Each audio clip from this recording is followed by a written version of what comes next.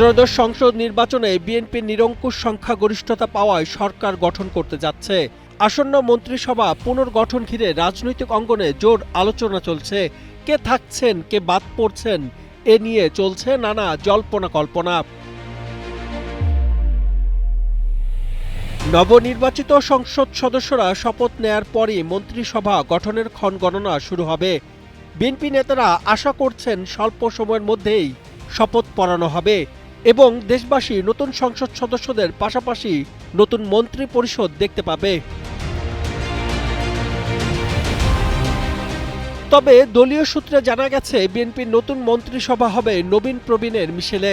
অতীতে দলের প্রতি যাদের ত্যাগ ছিল তারা যোগ্যতার ভিত্তিতে মন্ত্রী পরিষদে জায়গা করে নিতে পারেন। ত্রয়োদশ সংসদ নির্বাচনে যারা মনোনয়ন বঞ্চিত হয়েছেন তাদের নতুন মন্ত্রিসভায় মূল্যায়ন করা হতে পারে, এমনটি আভাস দিয়েছে বিএনপি। তবে বিষয়ভিত্তিক যারা এক্সপার্ট তারাই এবার মন্ত্রিসভায় জায়গা পাচ্ছেন। এছাড়া দীর্ঘ রাজনৈতিক অভিজ্ঞতা এবং আন্দোলন সংগ্রামে সক্রিয় ভূমিকা রাখা নেতাদেরই অগ্রাধিকার দিতে পারে বিএনপি। সেক্ষেত্রে দলের মহাসচিব মির্জা ফখরুল ইসলাম আলমগীরকে গুরুত্বপূর্ণ নীতি নির্ধারণের ভূমিকায় দেখা যেতে পারে বলে আলোচনা রয়েছে। অপরদিকে কূটনৈতিক ও আন্তর্জাতিক যোগাযোগের ক্ষেত্রে ভূমিকার জন্য আমির খসরু মাহমুদ চৌধুরীর নামও শোনা যাচ্ছে।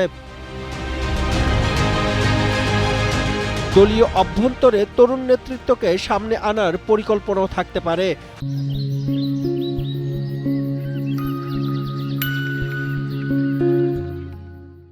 আন্দোলন সংগ্রামে সক্রিয় নতুন প্রজন্মের কয়েকজন নেতাকেও সম্ভাব্য তালিকায় রাখা হতে পারে বলে গুঞ্জন রয়েছে। টেকনোক্র্যাট মন্ত্রী হিসেবে আলোচনায় আছেন বিএনপির স্থায়ী কমিটির সদস্য নজরুল ইসলাম খান, বেগম সেলিমা রহমান, বিএনপি চেয়ারম্যানের উপদেষ্টা ইসমাইল জাবিউল্লাহ, বিএনপি মিডিয়া সেলের আহ্বায়ক ডক্টর মওদুদ হোসেন আলমগীর পাবেল, হুমায়ুন কবির, জিয়া হায়দার সহ কয়েকজন। এর পাশাপাশি বিএনপির সিনিয়র যুগ্ম মহাসচিব অ্যাডভোকেট রুহুল কবির রিজভী, যুগ্ম মহাসচিব হাবিবুন নবী খান সোহেলও সেই আলোচনায় আছেন।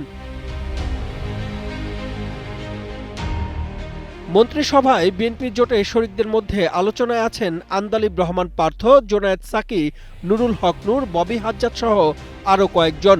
এছাড়া প্রধানমন্ত্রীকে সহযোগিতা বিষয়ক বড় কোনো দায়িত্বে যাচ্ছেন তারেক রহমানের মেয়ে ব্যারিস্টার জাইমা রহমানের পাশাপাশি বিএনপি চেয়ারম্যানের উপদেষ্টা মাহাদি আমিনও এ ধরনের কোনো দায়িত্ব পেতে পারেন বলে আলোচনায় আছে।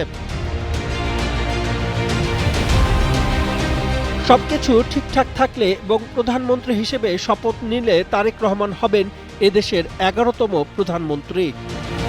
সাদমান সাকিব, কালের কণ্ঠ।